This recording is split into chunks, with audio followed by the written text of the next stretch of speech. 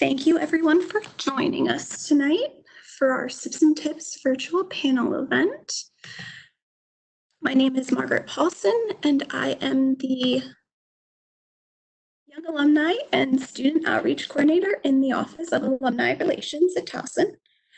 I want to again thank you all for joining us. I am a proud graduate of the class of 2011.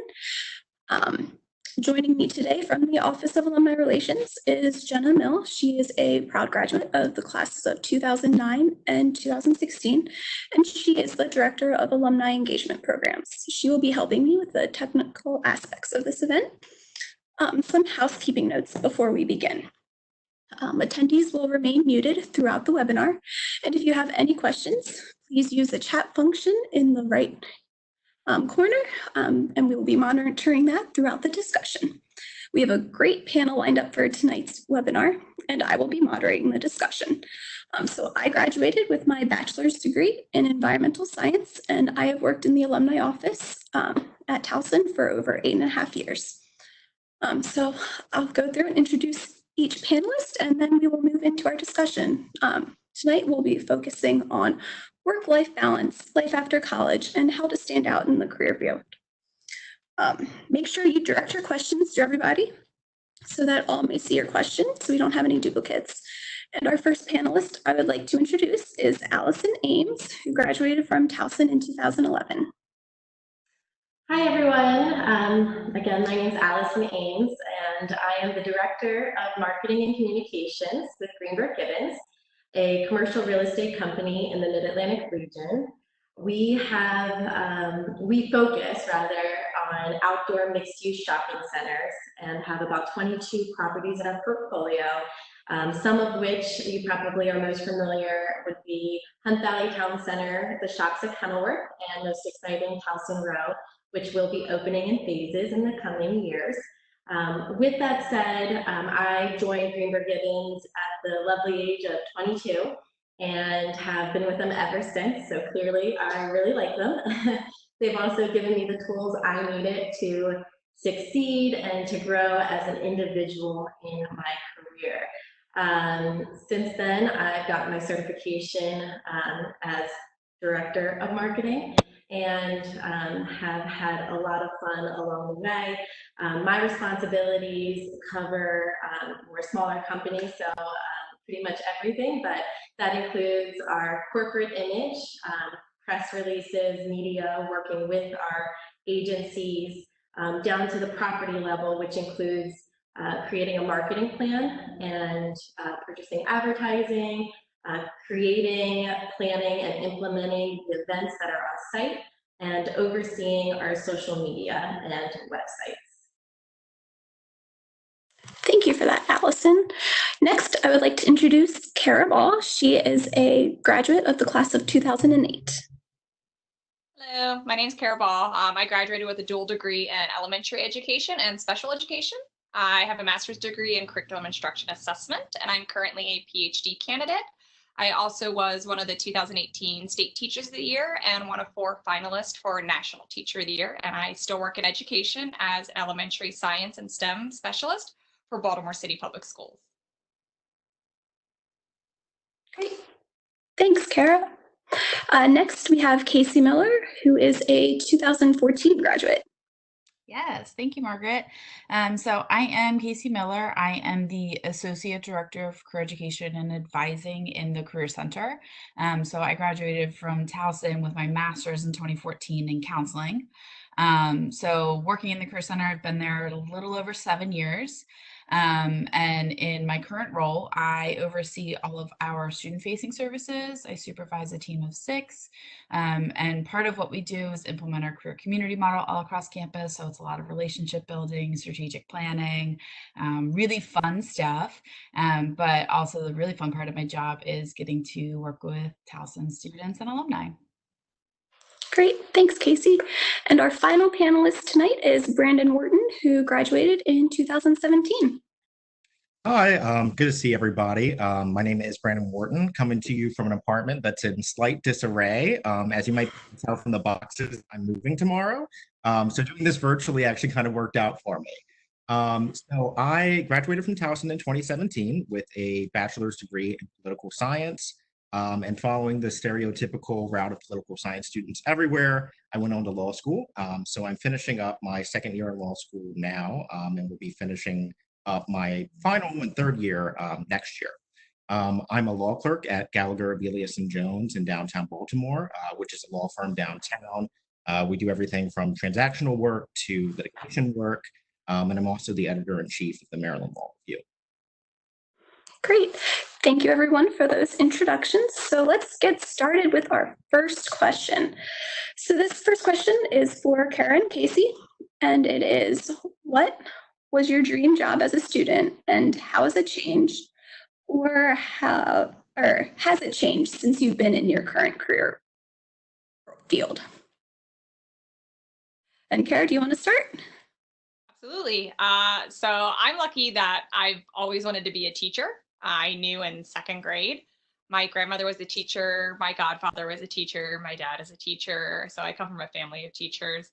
I initially wanted to start off just being a special education teacher. And then when I enrolled in Towson, they were piloting a dual degree and had offered me the option to do both special education and general education, which I am so thankful that I did. Because when I started my career in special education, the models that we were using for inclusion, or not inclusion, for self-contained switched to inclusion. And then all of a sudden I was out of the job and had to figure out what I was going to do. So I moved to general education instead and ended up doing that for about 5 years before our school system started piloting some new science standards, and they wanted somebody to volunteer for that. And I always had loved science personally, not professionally. And ended up piloting the standards. And then that kind of took me down a totally different path. I ended up taking more coursework in science education. I became a district STEM coordinator, the sole STEM teacher for K through 5. And then I ended up becoming my role now, which is the elementary science and STEM specialist for not just my school, not just my classroom, but an entire city. So I've kind of just, any opportunity that's changed the direction of my course, I've been open to. And I would definitely recommend that. Great. Casey? Yeah, so I thought I wanted to go into counseling, hence the master's in counseling, right? So honestly, in high school, it started, I knew I wanted to study psych. I was kind of throwing around the idea of neuroscience because I actually love biology. So we have 2 science people now. But decided pretty quickly in undergrad that that wasn't for me. I really like people. And so that's kind of what set my sights on counseling and getting to study psych and do counseling.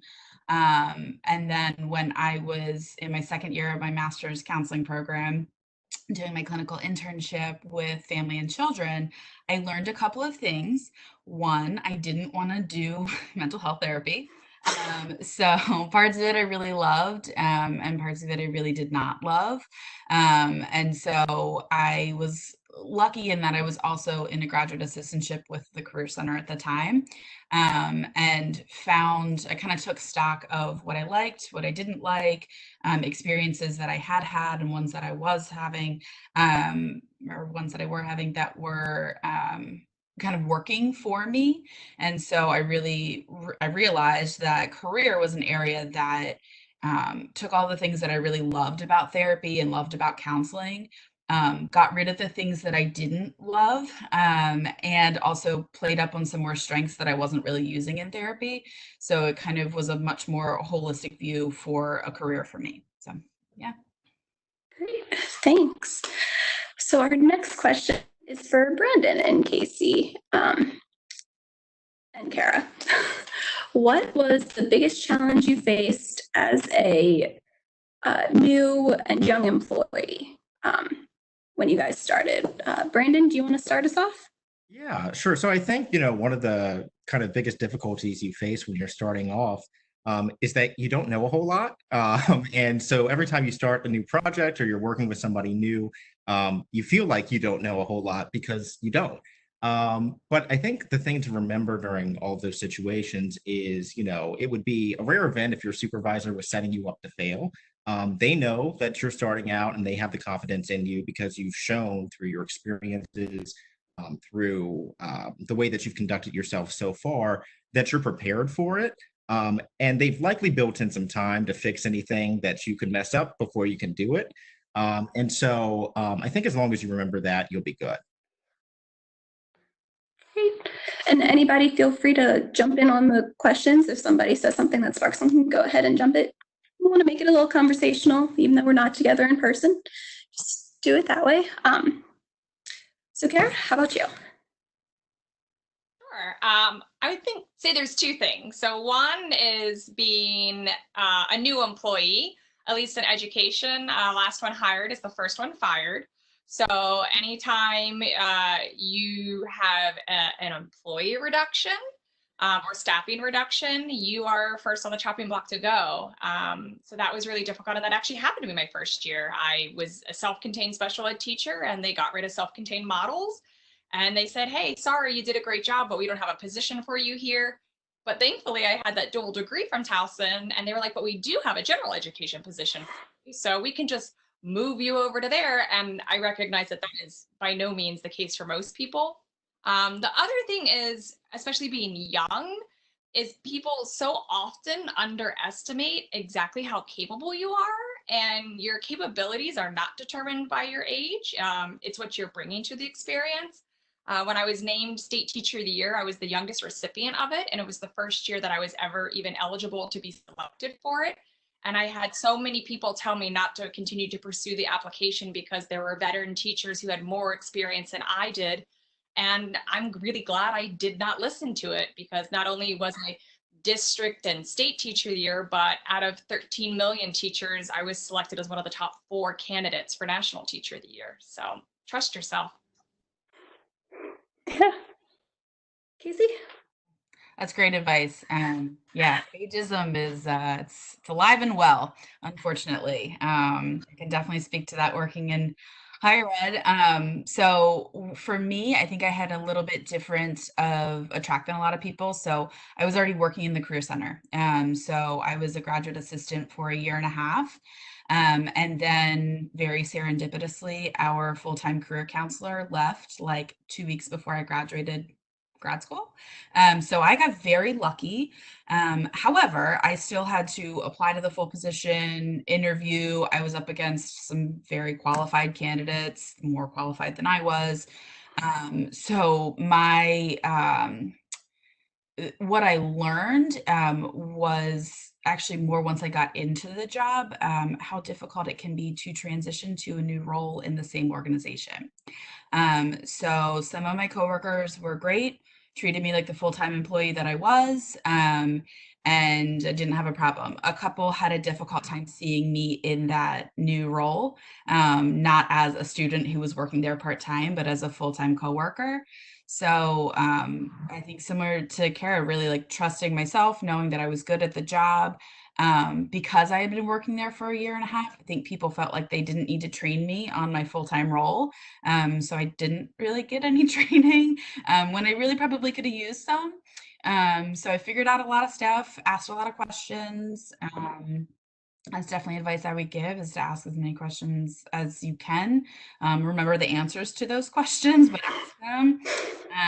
And yeah, trust yourself. I think that the more you show that you are that full-time employee, that you are that coworker to them, they will learn to respect that. Even if they've seen you maybe as an intern before, or maybe you worked there part-time. Once you get that full-time role or you get a promotion, because I've now had 2 promotions within the Career Center, it is extremely important to just learn how to see yourself in that role, because you'll have a little bit of imposter syndrome no matter what job it is. See yourself in that role, and then other people will start to as well. So trust yourself, be patient, and you'll get there. Great advice. Great advice for sure. All right, so our next question is for Allison and Kara.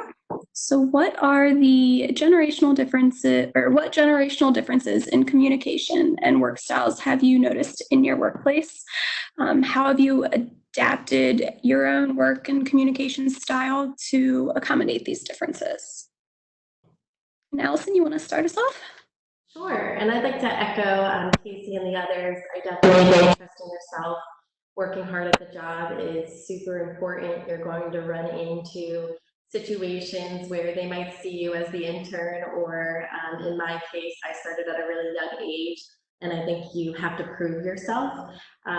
So to answer this question backwards, I would say that the biggest work style of mine that I've noticed is the commitment to the job, and that's something that I took seriously from the beginning of my time with Greenberg Gibbons, which included making sure that I answered every email that was in my inbox, that just because the clock turned 5, I didn't leave my desk, all within reason. Obviously, you want to make sure that you're checking in with yourself, and that you're still enjoying the job and the responsibilities at hand. But it definitely, as they say, pay your dues, goes a long way and is usually noticed. And so also sticking up for yourself in that regard. I would say that I always tease that the biggest difference I notice between the generations is the use of punctuation or misuse of punctuation. Period where it doesn't belong with a harsh no, when really they're actually really happy and did nothing wrong. So take it lightly. And with that, in all seriousness, I would say that making sure that you take the time to write out your emails. Being articulate and understanding your audience is super important, especially for those higher ups, because you have to realize that they are running around and have a lot of responsibility themselves, and so they don't have a lot of time to read. So make sure that the email is to the point, and also just double check and proofread, because they also notice errors and are correcting you inside their head. So just take the time to really think through your message before sending. Yeah, I agree with that one for sure. Proofread, and then I've also just myself, I set up a time delay, so you can have that extra bit to be like, let me just check this one more time. Be like, yes, we're good. How about you, Kara? So following up on the email piece, I would say if it's a really important email going to somebody really important, send it to somebody else first. Sometimes you don't see your own errors and get a second set of eyes on that. The Grammarly website, which I'm sure many of you are familiar with, I run all my emails and any papers that I write for my PhD program through there, just to make sure, because you can filter it by the type of conversation you want to have. Is it professional? Is it expert level? Is it business? Is it happy? What's your tone you're trying to convey? And it will filter based on what you set it for. I would also say the use of social media. In teaching, I entered the profession when there were still overhead projectors, and then rapidly went from overhead projectors to smart boards, to tablets, to iPads, from desktops to laptops, and so on. And many of my colleagues are much older and had a very difficult time switching and making that adjustment, and having a very fixed mindset when it came to that, and not knowing how to navigate those platforms. So I see social media as a way to connect with parents and the community, and to share what the students are doing. And they see it as a place where people are posting pictures of their food. And not realizing that it's one of the best ways for me as a professional to develop my professional learning community. I can connect with teachers not only within my building, but within my state, within the nation, and around the world, to see what's happening in their classrooms.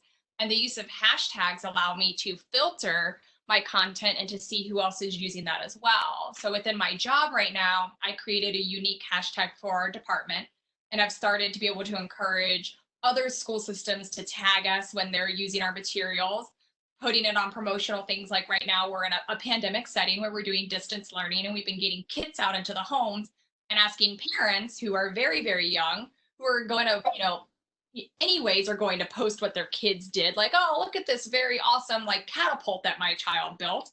Well, if you're going to do that anyways, why not tag us and give us the credit for it? Because then it shows that we're a broader community that's connected.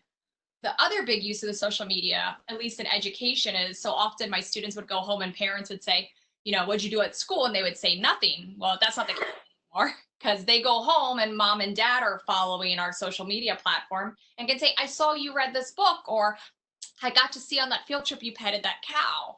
Tell me about what the cow was like. Or, I saw you guys were reading The One and Only Ivan. I've been listening to it on tape on my way to work. Let's talk about chapter 2. And I worked for the military for 6 years. So having parents that are deployed or overseas, or maybe right now that aren't in the same household because of quarantining, and you can share one place with everybody and they can engage with it as much or as little as they want to. So the use of social media has been a huge game changer, not only for my development as a professional, but also for showcasing and celebrating the things that we accomplish in our job. Okay. Right. So our next question is for Casey, Allison, and Brandon. What are your top 3 interview tips? And feel free to jump on in, whoever wants to go first. Yeah, so one of the things that I would say, and not to sound too Hunger Games, but the interview really starts as soon as you walk in. And I think that's something people often overlook. They're kind of like thinking about, well, when I get into the room, in the interview room, I see the people who are interviewing me. That's when I really have to be on. But I was talking to a mentor recently who was saying that she clerked for a judge, and the judge's assistant would sit in on the interviews and would never ask questions, but had absolute veto power over every single person. And she would certainly tell the judge how people treated her when they walked in. And so things like that matter, whether it's the person who's escorting you to the room where you're going to be interviewed in, whether it's people you're walking by in the hall, they're taking note of the kind of person you are, and they might already know that you're coming in for the interview and are thinking about, well, is this somebody that I want to work with? Kind of along those lines, I would also say, relax and be yourself. There's a reason why they're interviewing you. Companies and organizations are very busy, and they're not going to waste time bringing somebody in who they don't think stands a chance.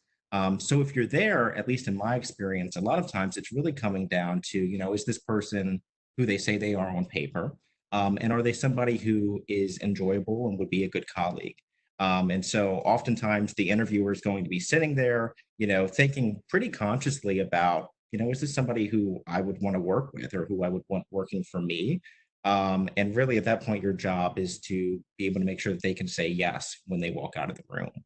And then the last thing that I would say is do your research on the company or the organization that you're interviewing with. You don't have to be an expert, right? There's only so much information you can find out. But in law, what often happens is you'll have people interview with a law firm. They'll ask you what you're interested in, and then you'll say an area of law that the firm does not practice in at all.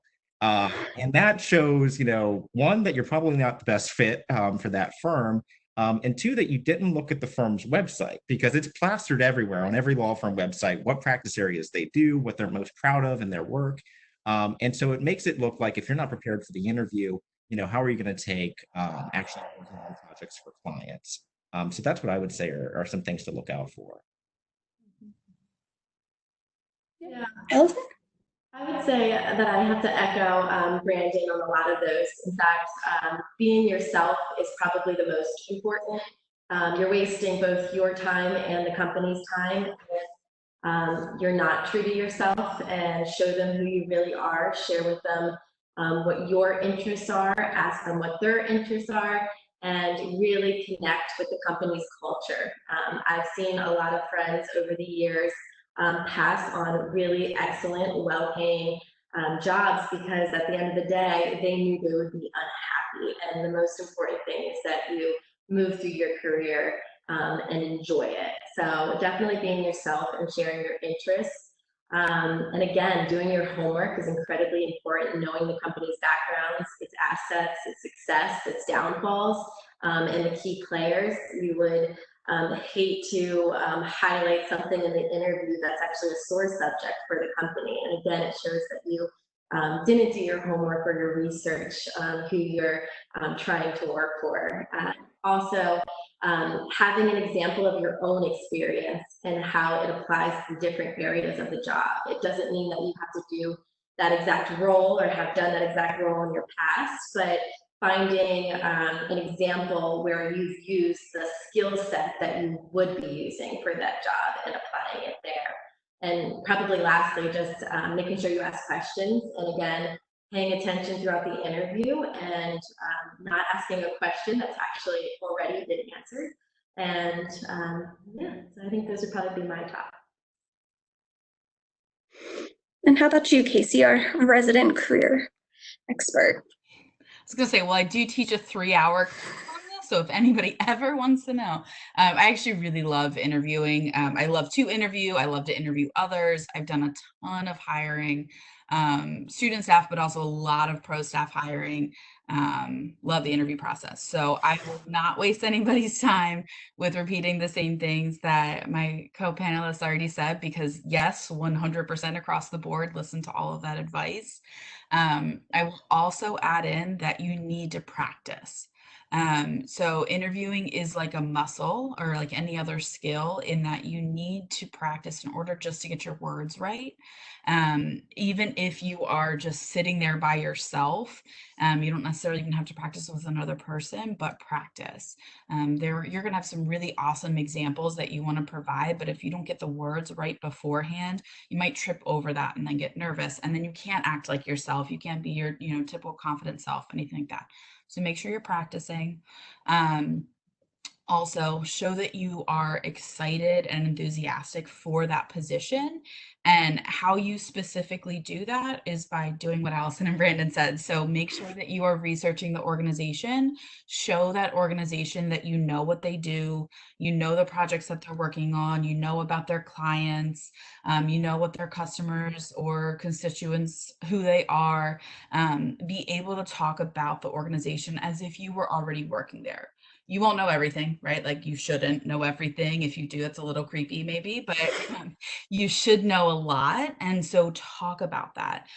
Say, I saw that you all were in the news for XYZ. That's really interesting. Could you tell me more about that? For me, that's an awesome question, right? Because then I'm like, okay, this person has taken time and put in effort to learn about what we do, and they still want to be here. Because that's enthusiasm right there. I have 100% hired somebody who wanted the job more than somebody who was maybe technically a little bit more qualified for it, but they were like, man, I'm here. I had, in a relatively recent search that I did, I had a candidate who it's like, this person is a shoo-in. Like, this is so easy. This is great. And as soon as they came in for the in-person interview, within 5 minutes, I was ready to kick them out the door, because they came in super arrogant, knew they had it in the bag, like all of this stuff. And I was like, no, I don't want to work for you, right? Or I don't want you to work for me. I was like, I don't feel like supervising you, because if you can't even take feedback in an interview, how are you going to do in the real job, right? So make sure that you're showing that you're enthusiastic and you want to be there. The last piece, and this kind of goes with enthusiasm and practice, is know the actual position that you're applying for as much as possible. That sounds really kind of simple, and like, of course I'm going to know the position I'm applying for, duh. But actually, as much as you can, see if you can talk to somebody else in a similar position in another organization, or see if you can do an informational interview with somebody in that organization before you apply. If those aren't options, that's fine, but make sure that you are doing what you can to learn what that position actually does as much as possible, because you need to provide good, thorough examples of your experiences throughout. It's the best way for me to know that you're going to be able to do this job well, is if you say, hey, I know that you're looking for somebody who can do this. I was able to do this in these different experiences, and here's how. Then I'm like, oh yeah, duh, there I go. This person can do this job. Perfect. And then I put you in my mental yes note. Great, that's great. All right, so then our next question in regards to the hiring process is for Brandon and Casey. How do you think technology and social media impact the hiring process? And I know we touched a little bit already on just how social media has an impact just in our jobs, but how do you think it has an impact on the hiring process itself? Yeah, I mean, I think all throughout the professional world, I mean, you have to be thinking, especially now, The way that you portray yourself in public, and that definitely includes social media, is a direct reflection on your employer. Think about how many stories we've seen in the news just over the past 5 or 6 months, where you have somebody who works for some major company and they do something on social media, and then it gets back to the employer. This person did this, and now the employer is under fire to, reprimand them in some way. So there's that aspect of it, but I think it also occurs in more subtle ways. We just interviewed a batch of folks for the firm a couple of months ago, and I had the list. And so the first thing that I did is I went on Facebook and I looked everybody up because I figured, well, I probably met them somewhere or might have had a conversation. And so really it was for me just trying to put a face to the name. But if I look you up and then the first thing that pops up is something a little suspect, that would definitely be something I'd report back to our hiring committee and say, well, wait a second, like I was looking them up and then I saw this major red flag that we should be concerned about. So think about, as you're applying for jobs and you're thinking about your kind of professional image, what pops up when people search for you, and is it something that you want people to see? Because if it's not, that's going to be a problem. At some point, someone's going to look you up. Yeah, 100% Google search yourself regularly. It's very important to see what pops up when somebody finds you. I actually found out one of our candidates was lying on his resume by doing that. Yeah, so make sure you're not lying, right? Like step one. Step two, figure out what comes up when somebody Google searches you. So social media, I think I agree with Brandon. It can be really helpful and really facilitative, and you can show your personal brand and all of these really great things, but it can also be really detrimental to you. So 100% with the social media. With technology in general, many organizations are using applicant tracking systems. So ATSs are really popular, especially with larger organizations. So if you haven't heard of this before, basically anytime you upload your resume, cover letter, application to a company's website, they're probably using an applicant tracking system. And basically technology software scans your documents, and sometimes a human doesn't even see your documents if you don't meet whatever qualifications they're looking for. So it's really important to make sure that you're using keywords and phrases from the job description, because that's usually where they're pulling that information to scan your documents. Another thing that's coming up more and more frequently on the tech side with the job search process are virtual interviews. So especially right now, a lot of virtual interviews. So whether it's through WebEx or Zoom or Skype, either synchronous, so live, or asynchronous and recorded. They're definitely growing in popularity, especially right now. And another newer trend that we're seeing is actually AI in the interview process. So artificial intelligence, which I went down a little research rabbit hole a couple weeks ago looking into this because it's very fascinating to me. But there's just some tips and tricks that we would suggest if you ever encounter an AI interview, because it's not just looking at your interview or your interview answers, the content of your answers, but also looking at your face and your nonverbals. So even the computer is analyzing your nonverbals, which is really interesting. So tech is definitely growing in how much it's being utilized in the job search process. So definitely being aware of the social media and your presence online, but then also the actual technology that is going into the logistics of the application process. I also add something to that too. So obviously I use social media for my job, but I have two very separate profiles. I have my personal profile and I have my professional profile. And my professional profile is done in such that it's branded. My Twitter handle, my Instagram, and my Facebook all use the exact same wording, and it links to an email address. And the content I put on my professional site is nothing like what I put on my personal site. And my personal site, I do not use my name at all. That way, if you Google search me, the only thing you are directed to is my professional content, which is cultivated and curated to send a specific message. So you can still have your bachelorette party photos and your birthday photos, but don't put it on your professional site. And at the same time, your friends don't want to see everything you're doing for your job on your personal site, because if they did, they would be in that profession. So you got to walk that line of, doing two very separate things, and your personal sites, make them as private as you can. Everybody has to ask, make sure that you vet them and you don't just accept anybody in it, because it's definitely out there. Yeah, I found in my job in the alumni office that I do a lot of posts or for work events and stuff, just by liking it from our alumni association page and sharing it, so my other alumni friends and just community in general can see it. So it hasn't been my page now for a while, so I don't post my own stuff now. It's all work related stuff now. That's what mine is tending to be. All right, so next question. And this one is for Karen Brandon. What piece of advice would you give to other young professionals who are seeking advancement in their careers or considering a job change? And either one of you guys can go first. Yeah, Kara, do you want to start? Sure. I think, Allison, I think you had mentioned it earlier today. Don't pick the high paying job just because it pays a lot. There is no amount of money that will make you happy if you are dreading going to work for 8 hours, 5 days a week. It doesn't matter. You will not want to wake up. Your whole persona will convey that you don't want to be there. And pick the job that makes you happy. Pick the job that you want to be in. I left a government job and people were like, "You are crazy. What are you doing?" I couldn't wait to, it hit 3:30 and I was walking out the door at 3:29, because this job that I wanted to have since I was in second grade wasn't what I wanted to do anymore.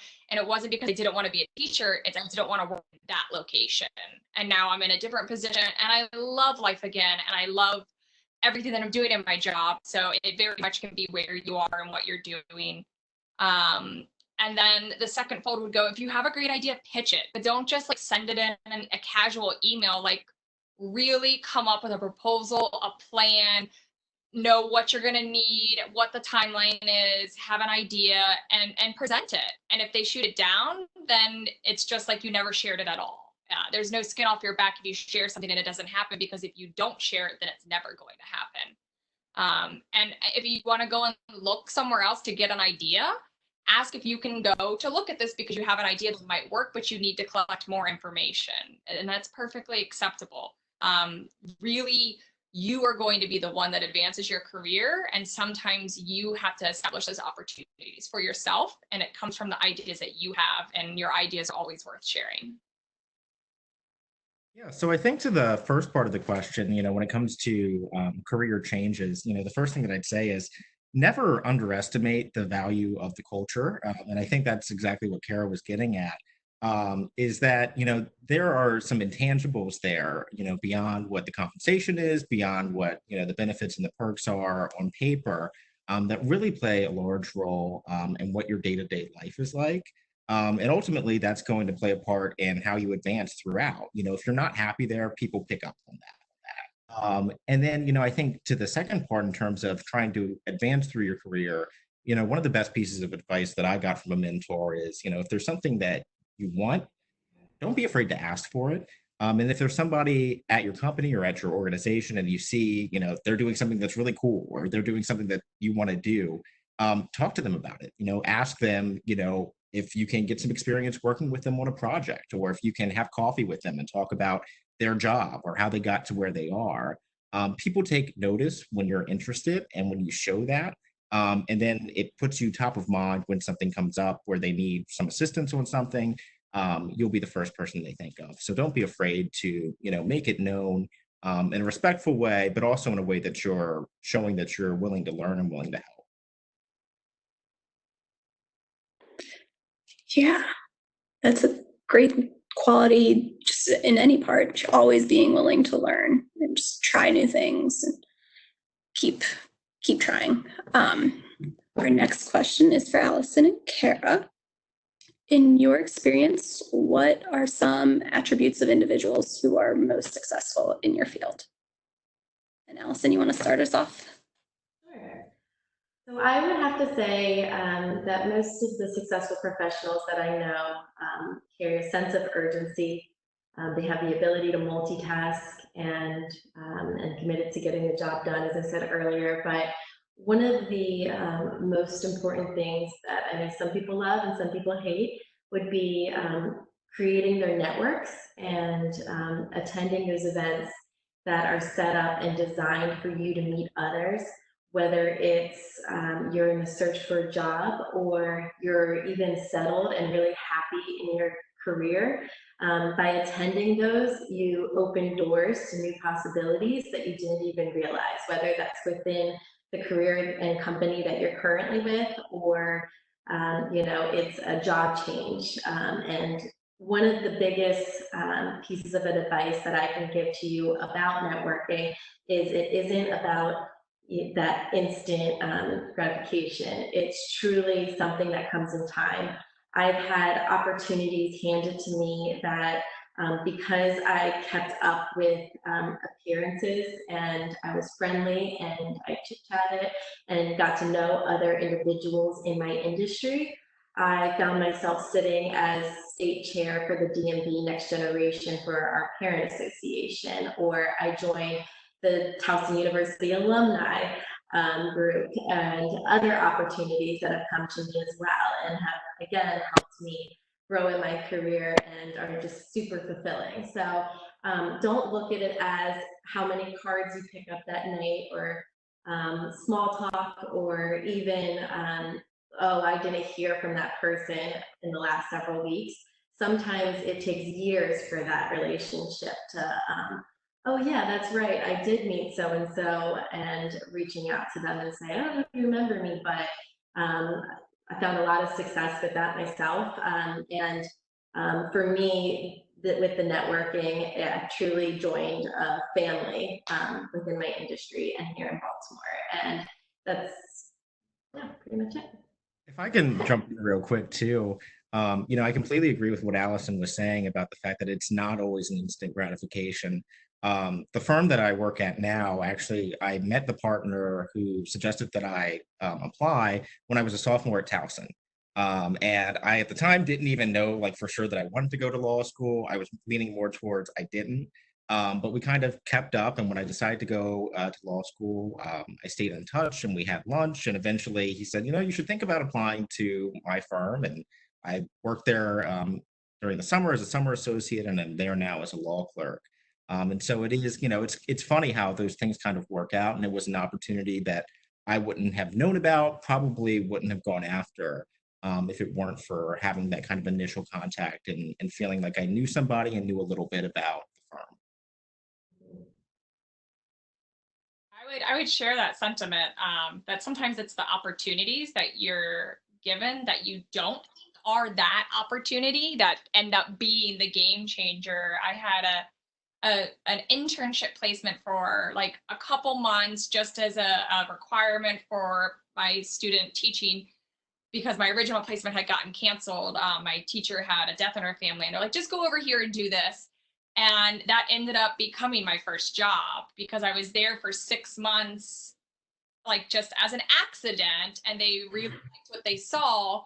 When I was applying for jobs 3 years later, I could walk in and say, hey, I was here and I did this, this, and this, and I really liked it. And you said to come back, and I'm back. Like, hello, I'm here. Does that offer still stand? Are you still looking? And they gave me my first job, which was great. Some of the attributes that I would say, one of the number one things we look for is somebody who's resourceful. We don't care if you know everything.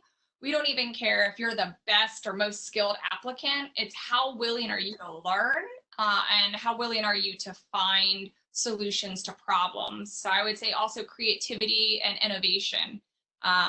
Especially like right now, teachers all around the world are having to figure out how to become virtual educators overnight. And that's not something that they had, but you can go online and see countless news reports of teachers who are, videotaping in their shower, using their shower liner as a dry erase board, or doing parades through neighborhoods to say hi to their students, or, jumping on and reaching out to the National Zoo to see if their zookeeper will do a virtual field trip. it's having those out of the box ideas and being willing to present them and share them that really make you instrumental and a successful partner in whatever your business is.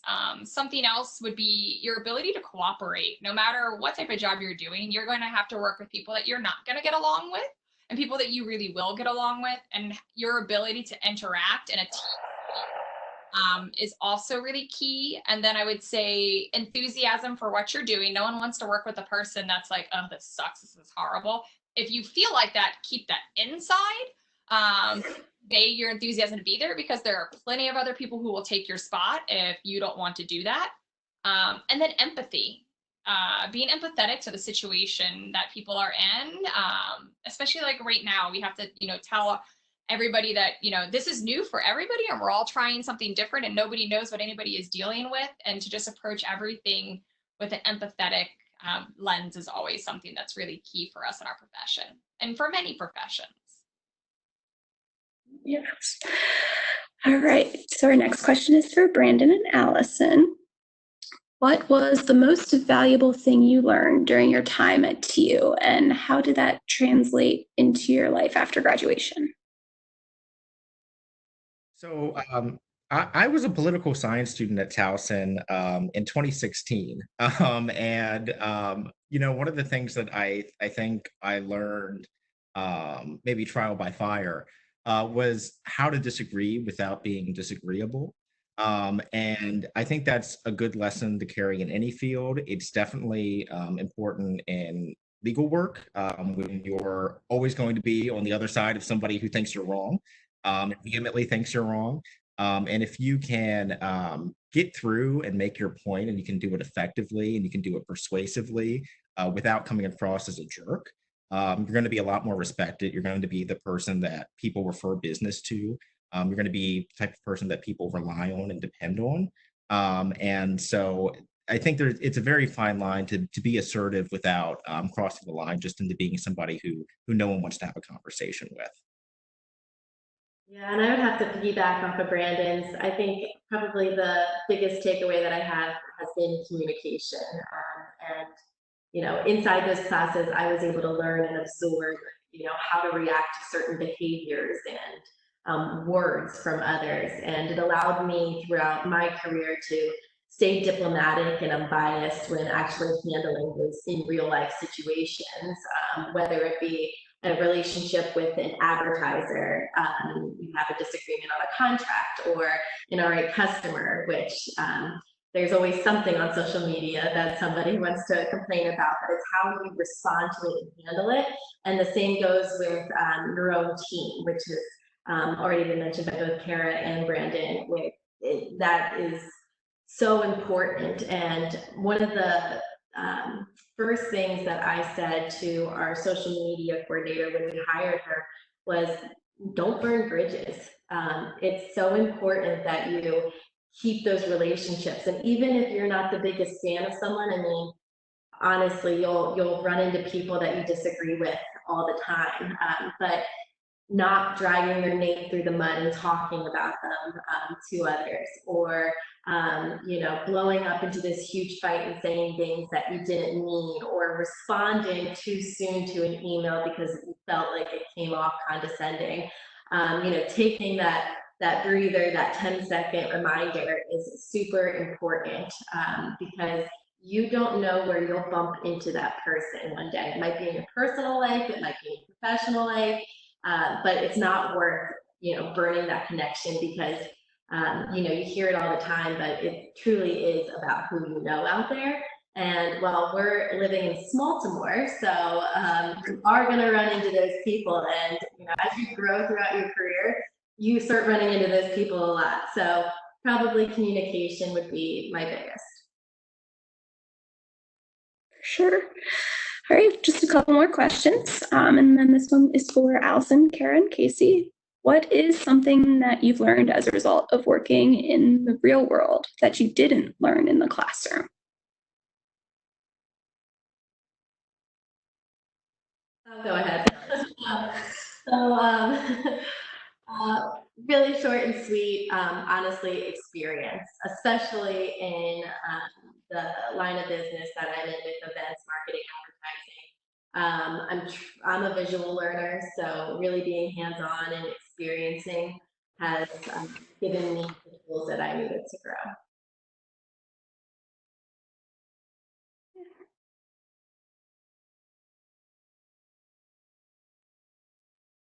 I can go next. So, something that I learned since being a professional, not a student, was how to negotiate a salary.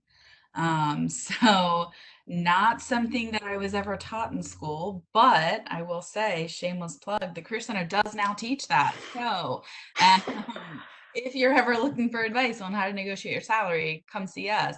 But for real, like that's something that I didn't know that people did. I didn't know that you were supposed to do it for your entry level job, like all of this stuff. And one of the major contributors to the gender pay gap is that we as women don't negotiate salaries, especially for our entry level position.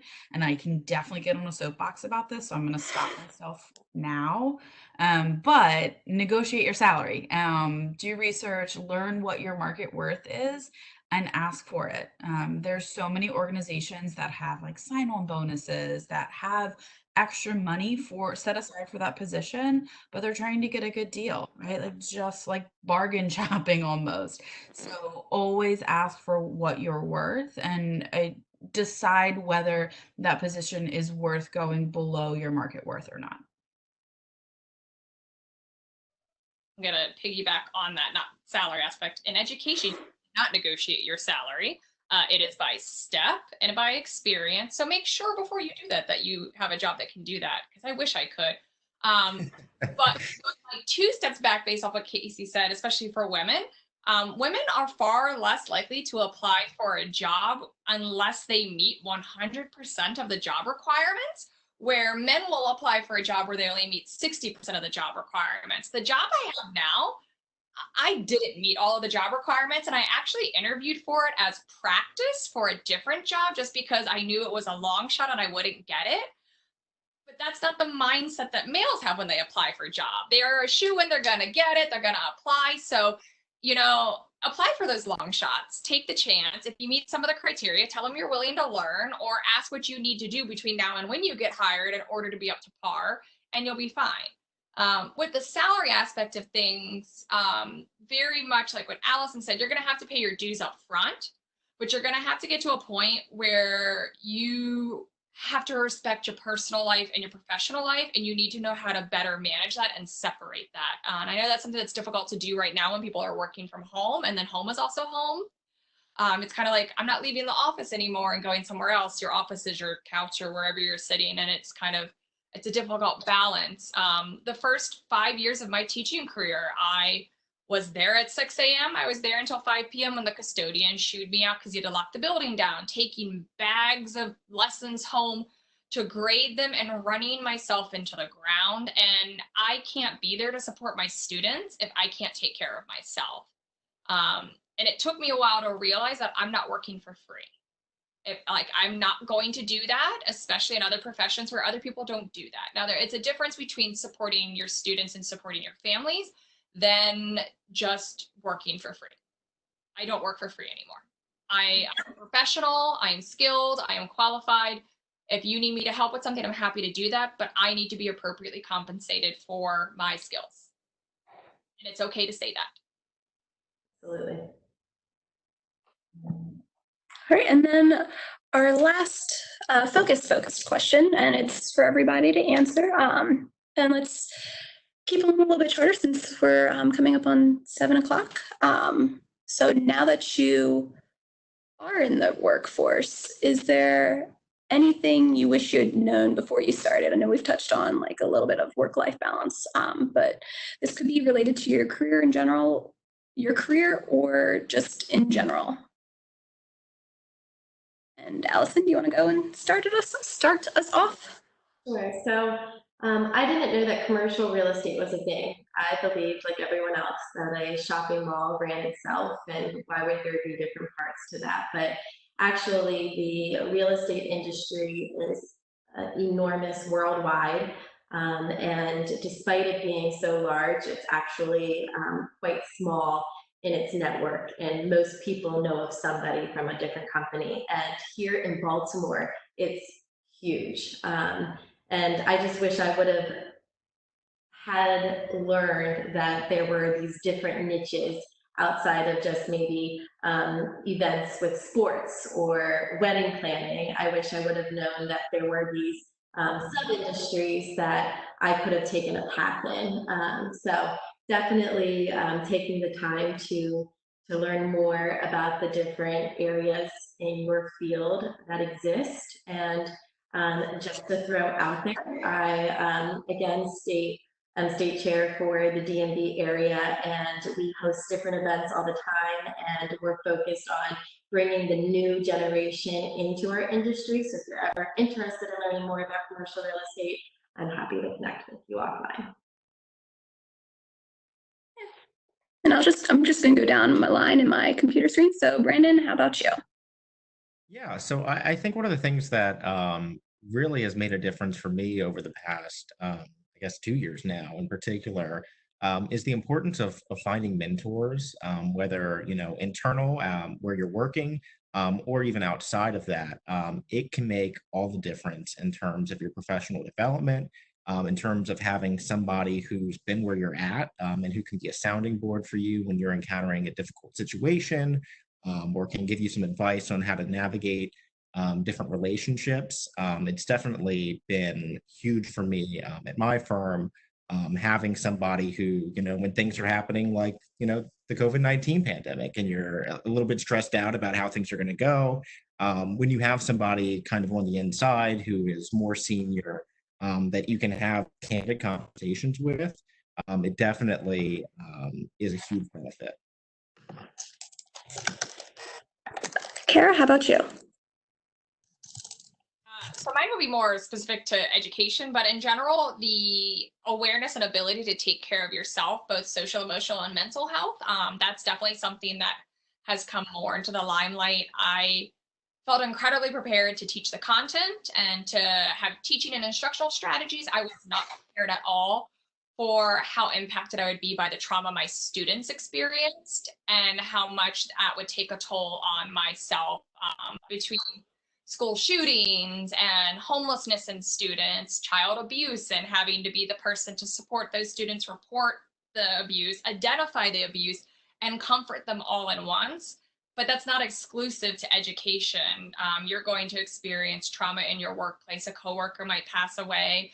You might have somebody dealing with COVID-19. You yourself could be dealing with family problems as well. And knowing how to speak to your coworkers, especially your boss, about that, and acknowledging when you need to take a step back to take care of yourself is not something that many people talk about in the workplace. And I think it's something that needs to be acknowledged, and you need to be aware of it and to say it's okay to need to ask for help.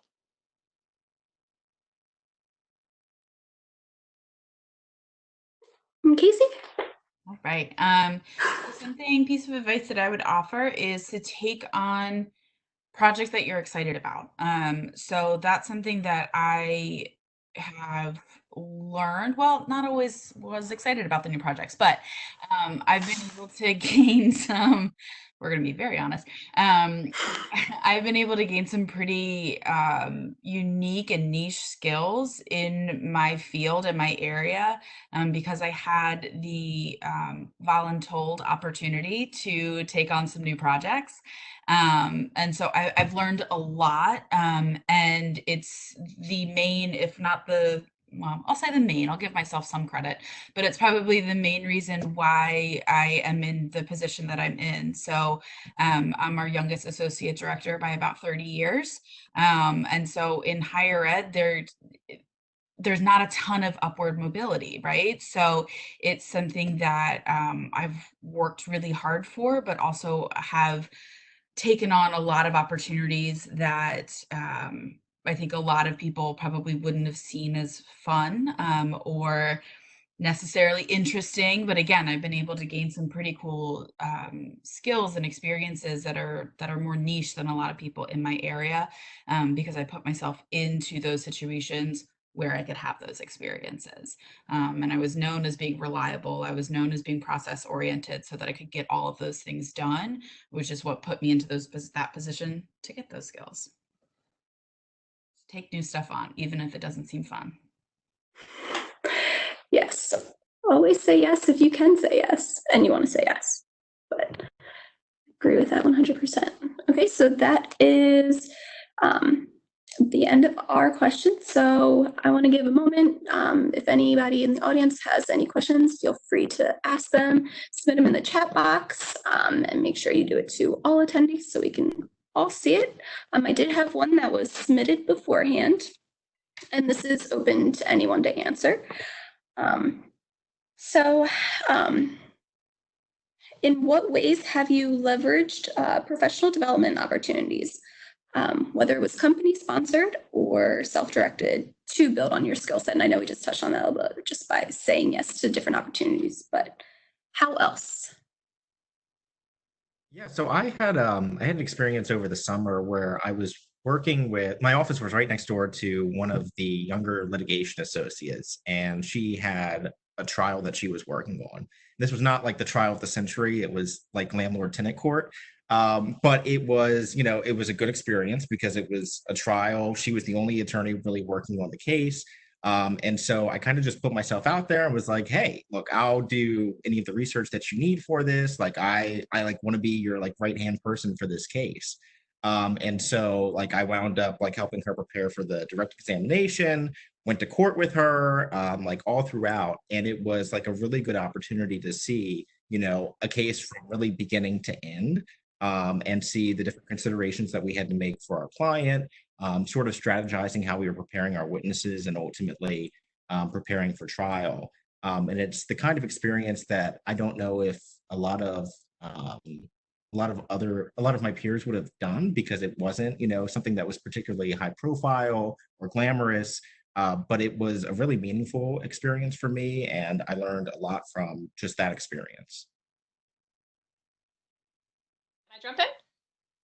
So professional affiliations, join professional affiliations that go with whatever your job is. So like I'm in the National Science Teacher Association, Elementary Education, ASCD, and they will post out conferences and professional development, like whether it's a webinar or a seminar that you can go to.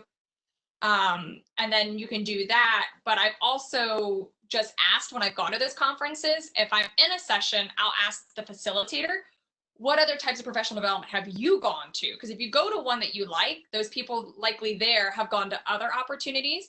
Sometimes it's as simple as a Google search for something that you're interested in. And there's a lot of out of the box professional development opportunities that are out there. I went to Space Camp 2 years ago because they wanted to bring in educators to pilot a program that NASA wanted to launch online for schools, and they were looking for teachers to pilot it. So I was like, I'll come to Space Camp and help educator. And I learned how to do so many incredible STEM opportunities with our students because of that. And I got an awesome spacesuit out of it. So I'd say, sometimes it's just the Googling and looking for things, or asking somebody who's in your field, what have they done? Or use the connections you make in the professional affiliations that you join. Yeah, I'll also add in, so professional associations, yes, join your professional associations 100%. But also see what your job is willing or able to pay for. So working in higher ed, like we usually have some pretty good professional development opportunities. I've been sent to a couple of different national conferences, which is awesome. I've also had Towson pay for 2 certifications for me. So, they're very expensive and I would not want to pay for them myself. And so, I have part of, some of my niche skills. I have certifications for being a certified practitioner for a couple of different career assessments, right? So see if there's a certification. If you can have your job pay for part of it, that's awesome. But if it's something that could really help you in your field, certifications, licenses, post-bac programs, obviously a master's if you want to go that far, that's awesome. But any sort of training that you can get and add to your resume, maybe add some letters to the end of your name, right? All of those things are good and can just help you with your skill set and help you in your job search process. And I would have to echo that. Getting my certification, my CMD, actually helped me with one of the problems we all spoke about earlier, which was getting the respect from your peers at a younger age. By adding those letters behind my name, I actually gained the respect of others. And so when I saw them or met them out in the networking events, it started a conversation, and I received more of their attention. And then I'd also like to just add on top of that to really challenge yourself. Think about what makes you happy and how you can become an even stronger asset to your company. For me, when I started this job, design was nowhere in my resume, but I'm a pretty creative person. I found that I really enjoyed it, and by designing some of the material in-house, I was saving tens of thousands of dollars for the company. And once I was able to show that to them, I became more of an asset to them. So. Yeah. Forgot real quick. It is completely appropriate to ask in your interview what type of professional learning opportunities they have. And that's something that I now add to my questions that I have if it's not explicit. What type of opportunities do you provide to your employees? Is there, salary increase? Do you, tuition reimbursement? Do you cover anything? How many days can you take off to go? And that's something to ask, and just to emphasize that it's important to you to be an ongoing learner. I never asked the first 5 years of my teaching career and had no idea that every year teachers got 2 days for self-select professional development. That's 10 opportunities that I missed out on because I didn't even think to ask, and no one advertised it. So always ask, and make sure you ask, because it's important to you and you're showing them that you want to be an ongoing learner. So it's completely appropriate to ask that in an interview, and you should. Yes, working at Towson, like Casey said, we definitely have opportunities to go to conferences. So anytime that you're able to go, definitely suggest going to a conference. And then we also have professional development little classes offered throughout the year, just on different topics that aren't necessarily even related to your job, but you want to grow. So I try to attend some of those if I can. All right, so thank you so much, everybody, for participating. This concludes our panel. I want to thank our panelists for joining and participating in our discussion. I hope everyone enjoyed the panel. We did record the session, and it will be available within the next week on our social media channels. Make sure to follow us on our social media channels, and also our alumni community, Tiger Connect. Links will be sent in an email. Let's see. Oops. Buttons. And I just wanted to give a really quick update on what Towson University is doing in supporting our students during the COVID-19 pandemic. The university has created a student emergency and food insecurity fund that has begun distributing to students in need. And students are constantly applying, so feel free to go on and donate and help support our students. We hope that you will join us for future webinars and events. Our next event is next Tuesday. It is how to Zoom like a pro. And it will be run by two TU alumni who work for Zoom, and you'll get tips and tricks on how to navigate Zoom, fun backgrounds, all the different functionalities. And that is next Tuesday at 12 p.m. So thank you for joining us, and we hope to see you next time. Have a great night.